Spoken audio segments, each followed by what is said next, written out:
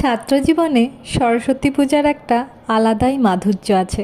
আর আমাদের মেয়েদের কাছে সরস্বতী পূজা মানেই একটা আলাদা বিশেষ দিন।